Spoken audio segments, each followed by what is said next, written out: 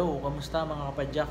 Sa video ito ay i-share ko kung paano magbaklas ng bottom bracket ng bike natin at kung paano mag-install. Disclaimer lang po, hindi ako mekaniko. At natutunan ko lang din ito nung nagma-mountain biking na ako. Simulan na natin. Kailangan natin ng tools. Mga tools na gagamitin natin ito. Una, pantanggal natin ng bottom bracket. Pagtatanggal nitong non-drive side ng ating bottom bracket, counterclockwise. Yan.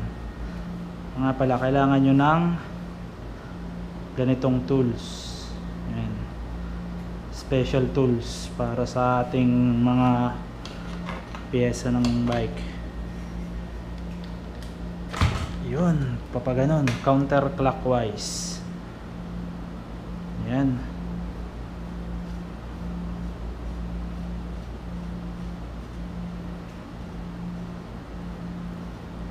Check na natin. Ayan o. Tapos makikita nyo naman dito pag kung saan ang direksyon ng yan.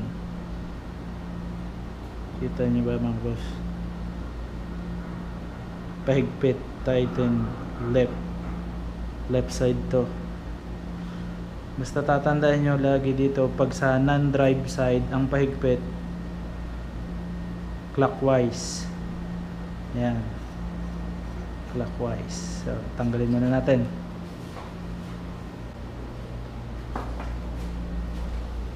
Tapos dito sa drive side, yan, sa drive side,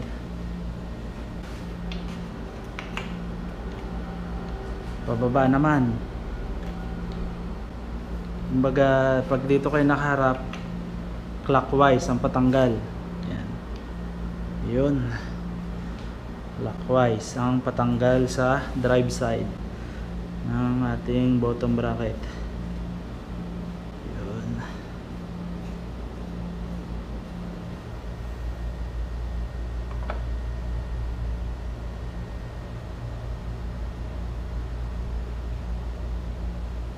Konting grasa lang mga boss.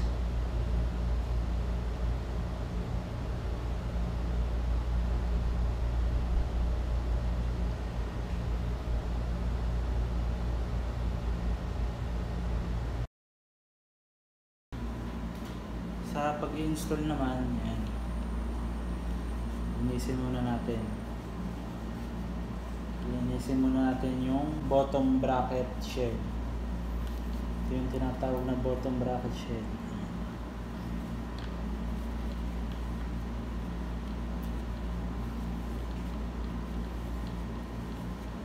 Tapos lagyan natin ng grasa.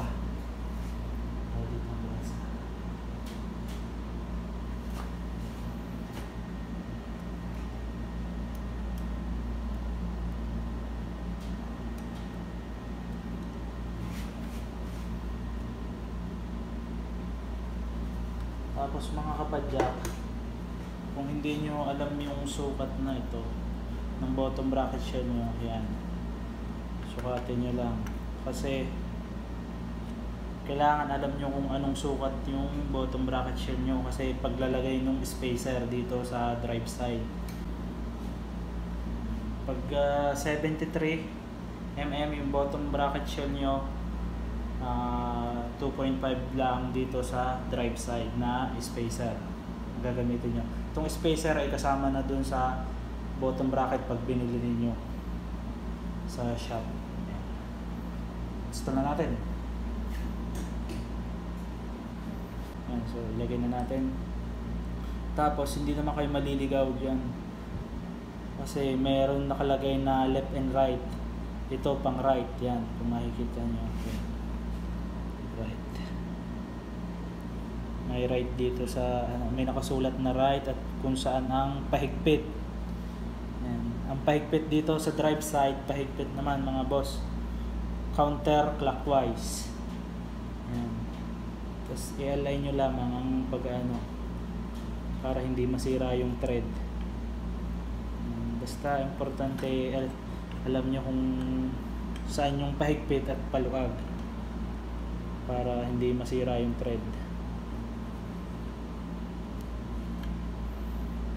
Ikot-ikot lang natin.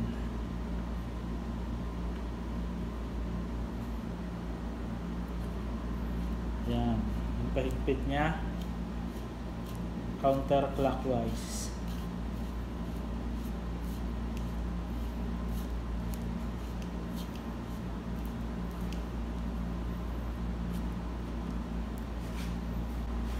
Pito na natin mga boss. Yan, kailangan may special tools ka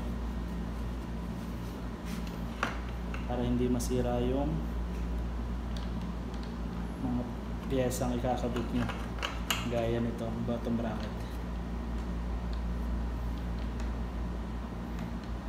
Tamang higpit lang, hindi naman sobrang higpit. Yan mga kapadyak, ikakabit na natin itong sa non-drive side. Pwede natin ang grasa.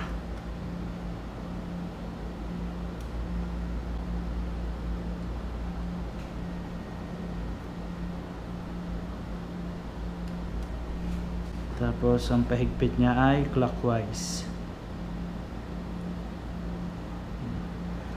Hayaan nyo lang kampul siya ng puno siya ng grasa. Madali na naman siyang punasan pag nakakabit na. Lalagyan natin siya ganyan. Oops, may nakalimutan tayo mga boss.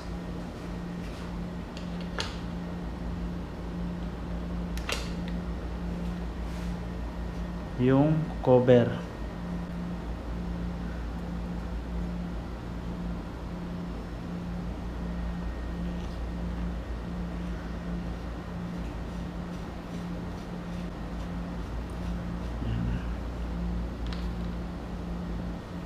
Basta yon mga kapadyak,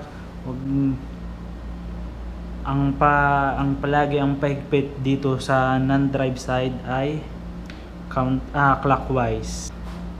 Tapos higpitan natin.